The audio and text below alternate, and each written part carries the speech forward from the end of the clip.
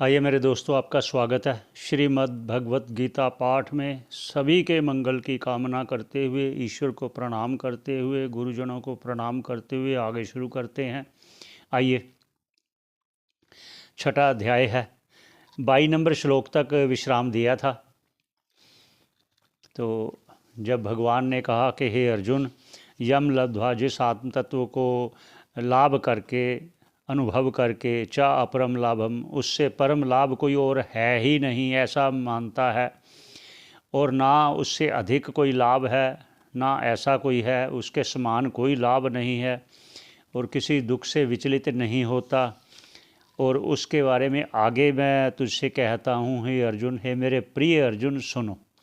आगे क्या बोले 23 नंबर श्लोक में उच्चारण करते हैं, फिर भाष्यकार जी कहते हैं, वैसे चलेंगे। तम विद्यात दुख संयोग वियोगम योग संगितम सा निश्चयेन योक्तव्यो योगो अनिर्विष्णन चेतसा। ऐसा भगवान बोले।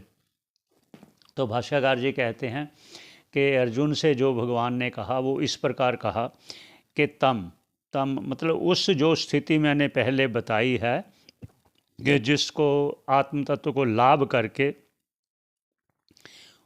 उस स्थिति को प्राप्त किया हुआ, विद्यात, उसको जानो। क्या जानो? दुख संयोग वियोगम। तुम ये इस योग को दुख संयोग वियोग जानो। दुख संयोग वियोग, ये विशेष रूप से भगवान कह रहे हैं। दुख संयोग का वियोग। दुख संयोग क्या है? ये जन्म मरण ही दुख रूप है। इसका संयोग हो गया, जन्म मरण हो गया। अब जन्म मरण रहित हो गया, भव सागर से पार हो गया, अर्थात इस दुख का वियोग हो गया। देखिए कितना सुंदर शब्दों का प्रयोग किया। भगवान कहते हैं दुख संयोग, ये दुख जो जुड़ गया ना संसार का, जो भव सागर का, जो जन्म मरण का, इसका वियोग, इससे तुम्हें छुटकारा मिल गया। उस योग को कहते हैं तुम जानो। क्या जानो? दुख संयोग का वियोग हो गया, इस भव सागर से तू पार हो गया, ऐसा जानो। और क्या कहते हैं?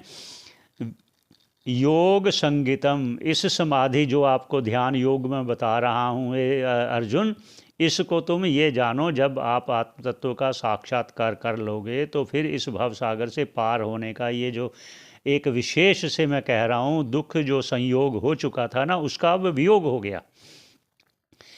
तो आगे क्या कहते हैं उत्तर भाग में, उत्तरार्ध में, सा निश्चयेन, साह, वो जो फल कहा है, सा निश्चय, निश्चित पूर्वक से, निश्चय पूर्वक से, योग योक्तव्य हो, आपको योगो अनिर्विण्ण चेतसा, आपको इस ध्यान योग में बिना मतलब खेद से, अर्थात खेद रहित, अर्थात बिना उकताए हुए, अर्थात खुश होकर, अर्थात प्रसन्न मन से इस ध्यान योग को करना चाहिए। ये देखिए भगवान एक नई चीज़ आपको बता रहे हैं कि आप इस ध्यान योग में उसकी विशेषता भी, उसका लाभ भी, उसका उपचार भी बता रहे हैं सब इस ध्यान योग का। और आगे भगवान क्या कहते हैं उस पर चलते हैं कि ये जो उकताए मन से नहीं किया जाने वाला है, ये उकताए मन से नहीं किया जाने, उकताया मन से नहीं किया जाता, ये खुश होकर, प्रसन्न होकर। क्यों? क्योंकि ये इतना प्रसन्नता की बात है कि जो जन्म मरण से रहित कर देगा। भव सागर से पार होना कौन नहीं चाहता? सभी भव सागर से पार होना चाहते हैं, लेकिन जो तत्पर रहेगा, जो इस भगवान के कहे हुए नियमों का पालन करेगा, वो प्रसन्नता से भव सागर से पार हो जाएगा, अनायास हो जाएगा, बिना दुख के। भगवान कह रहे हैं अपना खाओ पियो, सुखपूर्वक रहो, इस देह को कष्ट ना दो। क्यों? क्योंकि इस देह में मैं रहता हूँ, इस देह को कष्ट देना, मुझे कष्ट देना है, भगवान स्वयं कहेंगे आगे। आगे पहले 24 नंबर श्लोक पर चलते हैं, फिर क्या कहते हैं भगवान उस पर चलते हैं। संकल्प प्रभवान कामांस त्यक्त्वा सर्वान शेषतः मन सैवेन्द्रिय ग्रामम विनियम्य समन्ततः। भगवान ऐसा बोले अर्जुन से कि हे अर्जुन, क्या बोले? भाष्यकार जी कह रहे हैं कि अर्जुन से भगवान इस प्रकार बोले, क्या? संकल्प प्रभावान। संकल्प प्रभावान मतलब कि जितने भी संकल्प हैं, भाई मैं ये करूँगा, मैं ये करूँगा, मैं ये करूँगा, संकल्प प्रभावान, ऐसे जो संकल्प किए हुए। और क्या? कामांश। कामांश जो कामनाएं हैं सभी। तान सर्वान तान कामान सर्वान त्यक्त्वा, त्याग करके, सर्वान सभी कामनाओं को, किसी प्रकार की कामना नहीं होनी चाहिए। अशेषतः मतलब पूर्णतः कामनाओं को त्याग दो। हे अर्जुन, मन सैव इंद्रिया ग्रामम, और मन के सहित, एक होता है वैसे त्याग देना, एक होता है मन के सहित त्याग करना, कि मन में कोई कामना उठे ही ना। मन से ही इंद्रिया ग्राम। आगे फिर कहेंगे इस क्यों ऐसा कहा, ऐसा भगवान ने क्यों कहा, मन के सहित, अर्थ मन में कोई कामना उठे ही ना, ये क्यों कहा, आगे भगवान स्वयं कहेंगे। मन से ही इंद्रिया ग्राम, इंद्रियों में, चाहे कर्म इंद्रियां हैं चाहे ज्ञान इंद्रियां में, इसमें कोई भी ऐसा स्वाभाविक कर्म तो चलने दो, लेकिन विशेष जो कर्म होता है उस सारे इस मन के सहित उसका विनियम्य, इसका संयम करो। समन्तात मतलब हर प्रकार की कोई भी कामना है, कभी सभी कामनाओं को, हर प्रकार की। तो आगे क्या कहते हैं, 25 नंबर श्लोक पर चलते हैं। अब उसका थोड़ा थोड़ा उपाय भी साथ साथ कहते हैं, जो भगवान कहेंगे। जब भगवान ये जानेंगे कि आप ये जो समझ रहे हो इसमें कुछ ये शायद आप नहीं समझ पाए, तो मैं पुनः कहता हूँ, इसलिए ये पुनः कह रहे हैं। क्या कह रहे हैं आप ध्यान से समझना, ये बहुत समझने वाली बात है। और ये सुखपूर्वक क्यों कह रहे हैं भगवान, सुखपूर्वक आप बैठो, सुखपूर्वक ध्यान करो, सुखपूर्वक आप अनायास इस भावसागर से पार हो जाओ, क्यों कहते हैं अब सुनो आप। 25 नंबर श्लोक उच्चारण करते हैं पहले। शनैः शनैरुपमेद बुद्धया धृतिगृहीतया आत्मसंस्थं मनः कृत्वा न किंचित अपि चिंतयेत्। क्या बोला भगवान ने? अब भाष्यकार जी ने कहा कि ये जो अर्जुन को बोला भगवान ने वो इस प्रकार है, कहते शनै शनै, धीरे धीरे, धीरे धीरे, कोई जल्दबाजी नहीं करनी, धीरे धीरे, शनै शनै उपमेद बुद्धया, अपनी बुद्धि को अपने विषयों से हटाओ, अपने उनसे जो संसार में लगी हैं उनसे हटाओ। कैसे हटाओ?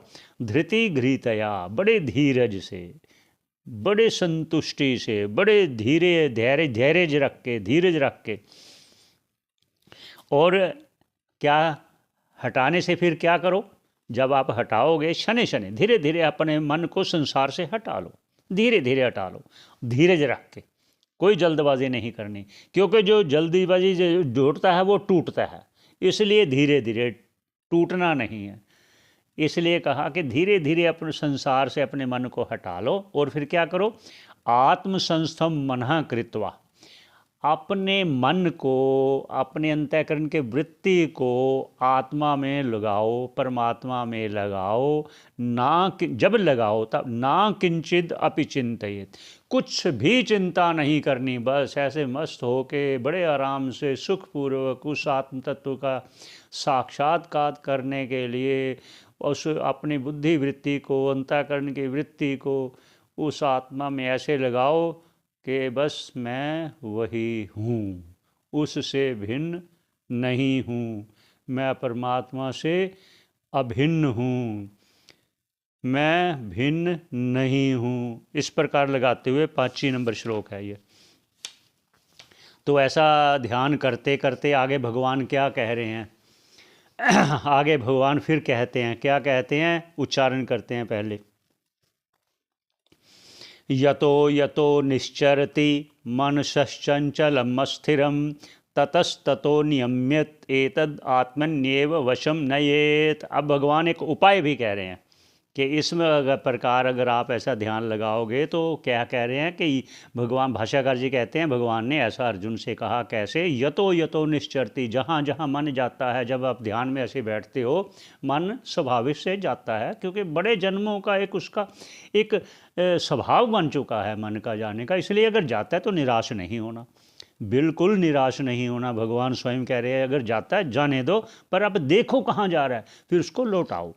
यतो यतो निश्चरति, जहाँ जहाँ मन आपका जाता है, मन चंचलम अस्थिरम, क्योंकि मन जो है उसको स्थिर नहीं हो रहा ना। चंचलम मन चंचलम अस्थिरम, जब वो जाता है तो ततस्ततो, वहाँ से नियम में उसको वो लौटाओ। एतद आत्मनि एव, इस मन में ही उसको लेकर, वशम नियेत, इसको कोशिश करो, इस आत्म तत्व में ही लगे, इस ध्यान में ही प्रवृत्त हो जाए। ऐसा अभ्यास करते करते फिर सुखपूर्वक को अपने आप ही लग जाएगा। किस प्रकार? जिस प्रकार एक तोते को बाहर का पकड़ के लेके आते हैं, फिर उसको वो शिकारी सिखाता भी है, फिर बोलना भी सीख जाता है, पिंजरे में बंद करता है, जब खाना दे देता है, इतना अभ्यास होता है, फिर कहीं नहीं जाता, फिर उसी में मस्त रहता। एक दूसरा उदाहरण देते हैं, जो एक राजा ने किसी दूसरे राजा को जीत लिया। जब जीत लिया, बड़े साम्राज्य का जो राजा था, उसको जब जीत लिया एक राजा ने, तो वो उसको कैद कर देता है। फिर उसको कहता है ऐसे करो, मैं तुम्हें एक उपकार कर देता हूँ, ये एक छोटा सा गांव है, इसको आप संभालो, अपना जीवन निर्वाह करो, उस पर इतना उपकार कर देता है। तो वो फिर कहता चलो ठीक है, कम से कम मेरी जान तो बची, मैं इसी में संतुष्ट हूँ। ऐसे ही मन को ऐसे अपने वश में करते करते फिर मन जाएगा कहीं नहीं, भागेगा कहीं नहीं, फिर माने कहा मैं इसी में संतुष्ट हूँ। क्योंकि जब बार बार धीरे धीरे लाओगे तो वो संतुष्ट उसी में रहेगा। ऐसे उसको लगाइए। उसके आगे भगवान क्या कहते हैं फिर चर्चा करेंगे। यहीं 26 नंबर श्लोक पर विश्राम देते हैं। सभी के मंगल की कामना करते हुए सभी का धन्यवाद श्रवण करने का।